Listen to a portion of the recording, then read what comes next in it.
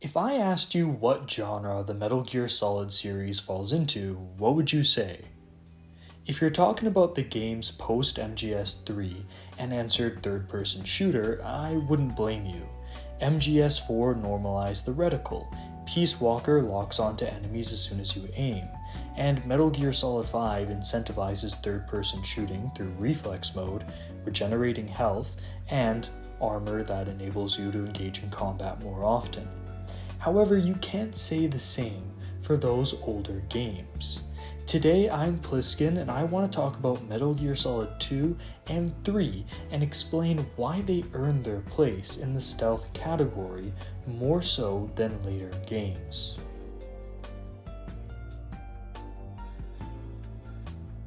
In a third-person shooter, the most important sandbox element is your reticle. In an FPS, the most important sandbox element is the way in which guns and enemies interact. In a stealth game, the most important sandbox element is the camera. In RE4, it doesn't matter if the camera is literally glued to Leon's back, and in Halo, it doesn't matter if you don't leave the Chief's helmet in gameplay. But in Snake Eater, if I want to remain undetected, I need to constantly observe my rear, my peripherals, and be well aware of what's above, behind, and below level geometry. My goal isn't to position myself to be able to clear out Ganados as they chase me down, nor is it to super combine Covenant with a Needler. My goal is to observe enemy patterns, notice environmental points of interest, and use my tools and reconnaissance knowledge to plot out the best route to avoid the obstacles and reach my objective.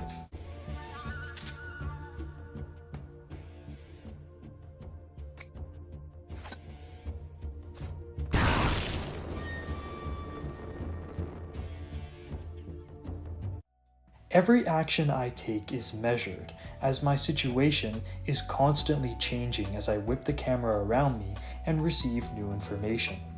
Since I'm able to have such control over my camera and am empowered by the recon abilities it grants me, a great deal of balancing needs to go into ensuring I only have the upper hand when I'm in this undetected state.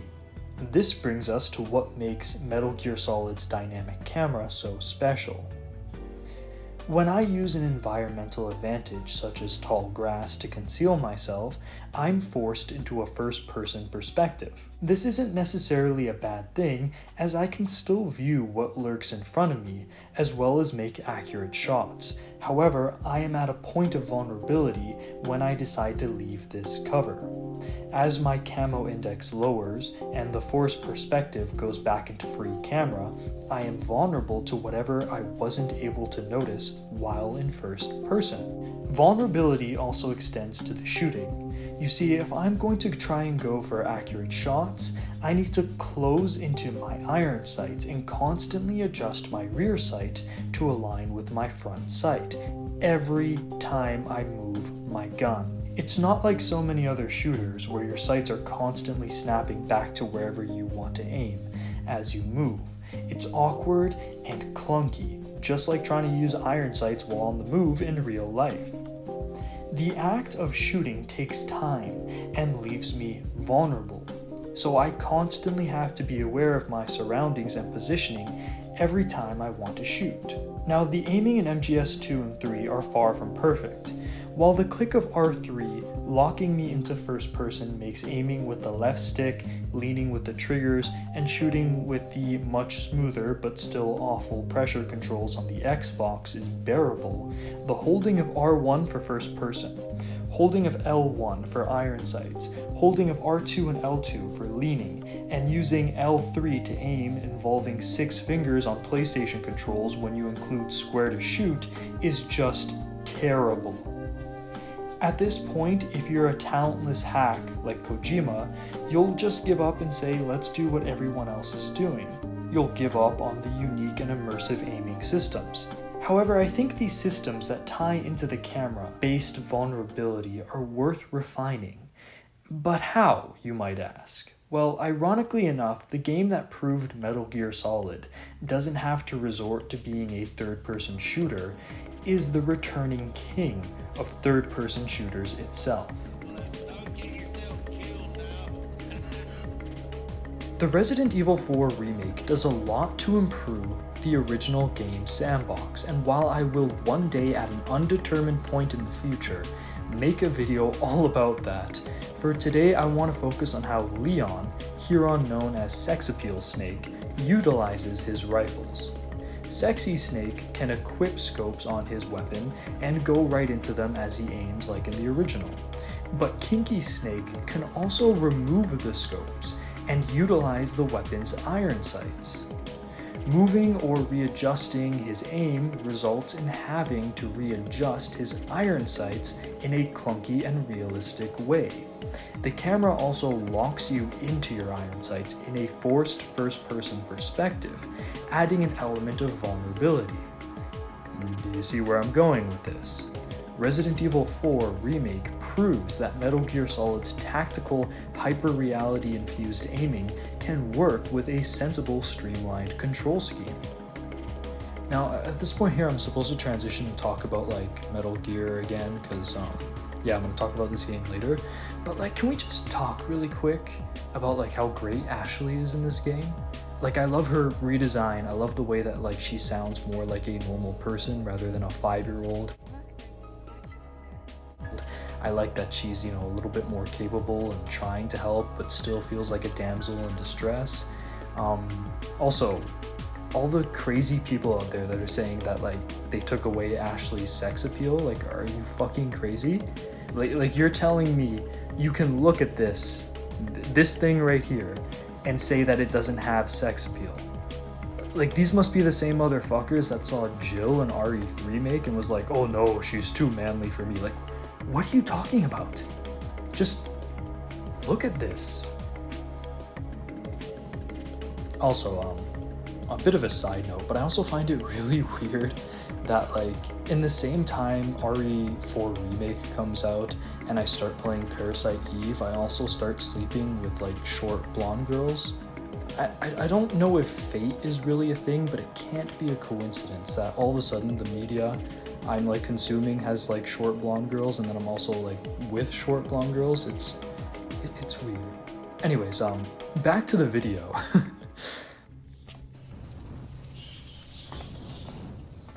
Ashley is cute and all, but she has nothing on the squirrel. Little man, little bro, little dude. I wore this tux for you, not for her. So yeah, I think a modern MGS game can use the camera to directly influence the weapon balancing. I mean, it already did in the past. The reticle-less free fire mode has guns like the AK, M37, and M63 suited to it, while guns like the M16, MK22, he's okay, this is just how you recapture him and put him in his cage, I did not hurt him, I promise, and the SVD are all about the forced perspective accuracy-based aiming. The SVD really encouraging immersive sniper gameplay through its scoped in mode and the FPS observation or emergency hipfire mode. I'm going to dedicate a whole video talking to how great the SVD is balanced, so we'll leave it at that for now. But I think we can push this all a little further. The M1911, MK22, and M16 could feature movement in first person, but retain the slow clunkiness and vulnerability like Resident Evil 4. The M37 and AK could remain unchanged, as both excel as run-and-gun hipfire weapons, with FPS as a niche alternative option. But the M63 could so easily be expanded upon. Keep the crazy run-and-gun scream,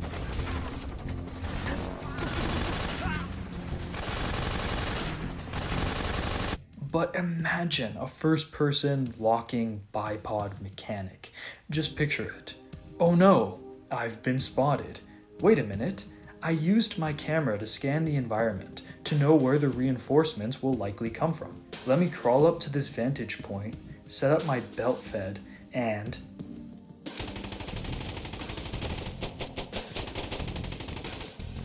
There is so much that can be done with this dynamic and engaging camera that would keep MGS's unique feel while streamlining the controls. Like, these things can coexist.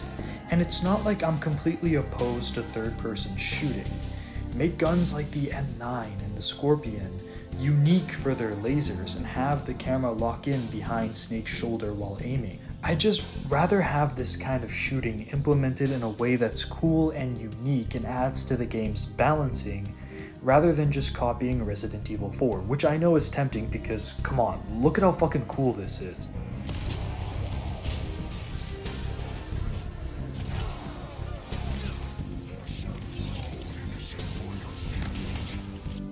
I like my games unique. While there is a lot that I love of post-Snake Eater MGS, there's a charm to the way 2 and 3 handle perspectives, with 2's almost survival horror camera work and 3's peak camera that serves as a middle ground where you no longer need the Soliton radar, but you also aren't trying to copy sex appeal Snake. Anyways, this has been Pliskin. Hideo Kojima sucks balls, and David Hayter should have voiced Snake in Metal Gear Solid 5. This is Solid Snake. Hey, subscribe to Pliskin Boy. God damn it. You heard him.